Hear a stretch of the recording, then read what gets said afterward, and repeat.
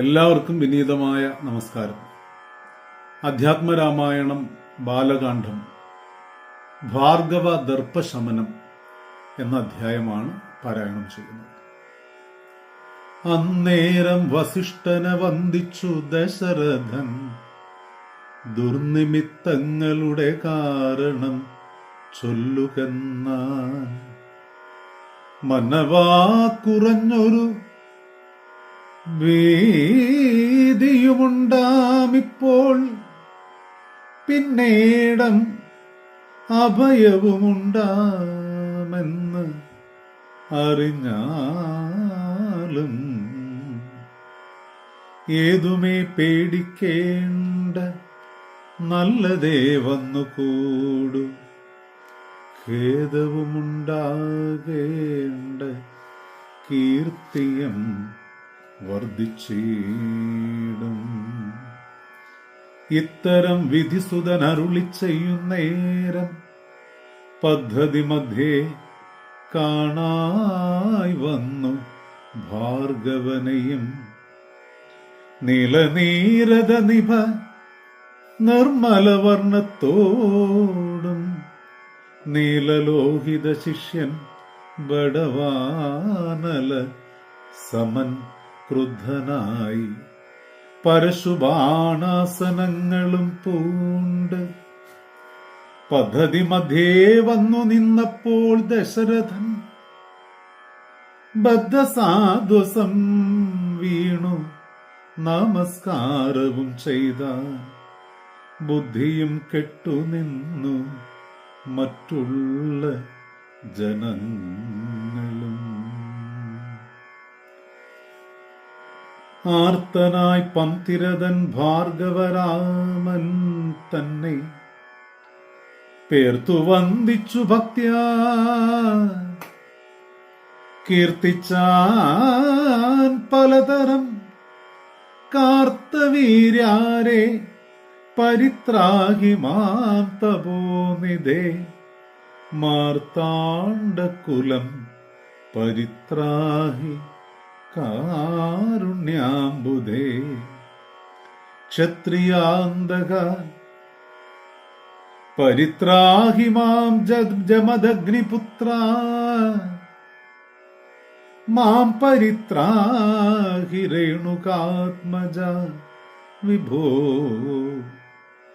പരശുപാണേ പരിപാലയ കുലം, മമ പരമേശ്വര പ്രിയ പരിപാലയ നിത്യം.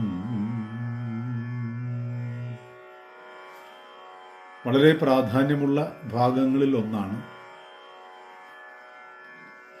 ചന്ദ്രശേഖരന്റെ പള്ളിവില്ല് കുലച്ച് ഒടിച്ച ശ്രീരാമചന്ദ്രനെ സീതാദേവി പരിഗ്രഹിക്കുന്നു. തുടർന്ന് വിശ്വാമിത്രന്റെ നിർദ്ദേശപ്രകാരം ദശരഥനെ വിളിച്ചു വരുത്തുവാൻ അവിടെ നിന്ന് ഭടന്മാർ, സന്ദേശവാഹകന്മാർ പോവുകയാണ്. ദശരഥ മഹാരാജാവ് ഭാര്യമാരോടും മറ്റു മക്കളോടുമൊപ്പം ജനകന്റെ രാജസഭയിൽ എത്തുകയാണ്. തുടർന്ന് മുനിമാരുടെ നിർദ്ദേശപ്രകാരം ശ്രീരാമചന്ദ്രൻ സീതയെ പാണിഗ്രഹണം ചെയ്ത ശേഷം ഊർമിളയെ ലക്ഷ്മണനും, മാണ്ഡവിയെ ഭരതനും, ശ്രുതകീർത്തിയെ ശത്രുഘ്നനും വിവാഹം ചെയ്യുകയാണ്. എല്ലാവർക്കും വളരെയധികം സന്തോഷമായി. എല്ലാവരും ഒരുമിച്ചൊരു വലിയ ഘോഷയാത്രയോട് കൂടി അയോധ്യയിലേക്ക് യാത്രയാവുകയാണ്. ഏതാണ്ട് അയോധ്യയിലേക്കുള്ള മാർഗമധ്യേ ചില ദുർനിമിത്തങ്ങൾ കാണാൻ സാധിച്ചു. ആ ദുർനിമിത്തങ്ങളെ കണ്ട് വസിഷ്ഠ മഹർഷി പറയുന്നു, ആദ്യം നമ്മൾ ഒരൽപ്പം വിഷമിക്കും, പിന്നീട് കാര്യങ്ങളെല്ലാം ശുഭകരമാകും. വസിഷ്ഠ മഹർഷി പ്രതിപാദിച്ചതുപോലെ തന്നെ അവിടേക്ക് പർവ്വതസമനായ ഉത്തുംഗ ശീർഷനായ പരശുരാമൻ, വിഷ്ണു ഭഗവാന്റെ ആവേശ അവതാരം എന്ന് പ്രതിപാദിക്കപ്പെടുന്ന പരശുരാമൻ അവിടേക്ക് വരികയാണ്. പരശുരാമനെ കണ്ട് ദശരഥ മഹാരാജാവ് വണങ്ങുന്നു, ഒപ്പം മക്കളും വണങ്ങുന്നു. ദശരഥ മഹാരാജാവ് പരശുരാമനെ സ്തുതിക്കുകയാണ്. എന്നാൽ ക്രോധാവിഷ്ടനായ പരശുരാമൻ ചോദിക്കുന്നു, ഞാൻ ഒഴിഞ്ഞുണ്ടോ രാമൻ ഈ ത്രിഭുവനത്തിങ്കൽ? ഈ 3 ലോകത്തിലും ഞാൻ മാത്രമാണ് രാമൻ, ഞാനല്ലാതെ വേറൊരു രാമനില്ല. തുടർന്ന് പറയുന്നു, ശ്രീരാമൻ എന്ന അങ്ങയുടെ മകൻ ദശരഥ പുത്രൻ മൃത്യുശാസനന്റെ, അതായത് ശിവഭഗവാന്റെ വില്ല് കുലച്ച് സീതയെ വേട്ടുമെങ്കിൽ എൻ്റെ കയ്യിൽ ഒരു വൈഷ്ണവാസ്ത്രമുണ്ട്, അത് കുലയ്ക്കൂ.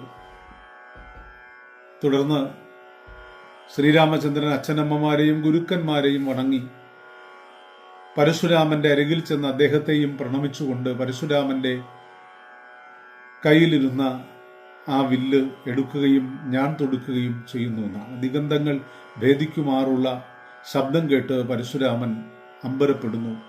തുടർന്ന് തൻ്റെ മുന്നിൽ നിൽക്കുന്നത് സാക്ഷാൽ മഹാവിഷ്ണു തന്നെയാണ് എന്ന് തിരിച്ചറിയുന്ന പരശുരാമൻ ബ്രാഹ്മണനായി ജനിച്ചിട്ടും ജമദഗ്നി മഹർഷിയുടെയും രേണുകാദേവിയുടെയും മകനായി ഭാർഗവരാമനായി പിറന്നിട്ടും ക്ഷത്രിയന്മാരെ 37 വട്ടം നിഗ്രഹിക്കേണ്ടി വന്ന ഒരു ക്ഷത്രിയനെ പോലെ പോരാടിയ ആ രക്തം സമന്ത പഞ്ചകത്തിൽ കലക്കി ശുദ്ധനാകാൻ ശ്രമിച്ച പരശുരാമൻ ഏറ്റവും ഒടുവിൽ ക്ഷത്രിയനായി പിറക്കുകയും ശാന്ത സ്വരൂപനായി നിന്ന ശ്രീരാമചന്ദ്രനെ വണങ്ങുകയും ചെയ്യുന്നു. തുടർന്ന് ഗന്ധമാദന പർവ്വതത്തിലേക്ക് യാത്രയാവുകയാണ്. പരശുരാമൻ ശ്രീരാമചന്ദ്രനെ സ്തുതിക്കുന്ന വളരെ പ്രാധാന്യമുള്ള ഭാഗം അധ്യാത്മരാമായണത്തിൻ്റെ ബാലകാണ്ഡത്തിൻ്റെ അവസാനം നമുക്ക് കാണാൻ പറ്റും. എത്ര വലിയ വീരശൂര പരാക്രമിയായാലും ആവേശം നന്നല്ല, അഹങ്കാരവും നന്നല്ല. സ്വയം മറന്ന് പ്രവർത്തിക്കരുത് എന്ന വലിയ സന്ദേശമാണ് ഇവിടെ പരശുരാമന്റെ കഥയിലൂടെ നൽകുന്നത്.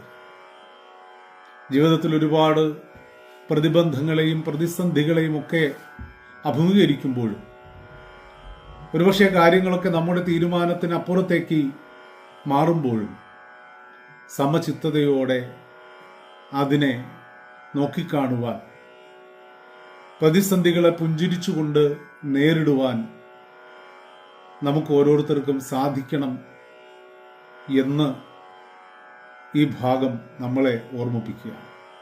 എല്ലാവർക്കും എല്ലാവിധത്തിലുമുള്ള ഭാവുകങ്ങളും നേരുന്നു. നന്ദി, നമസ്കാരം.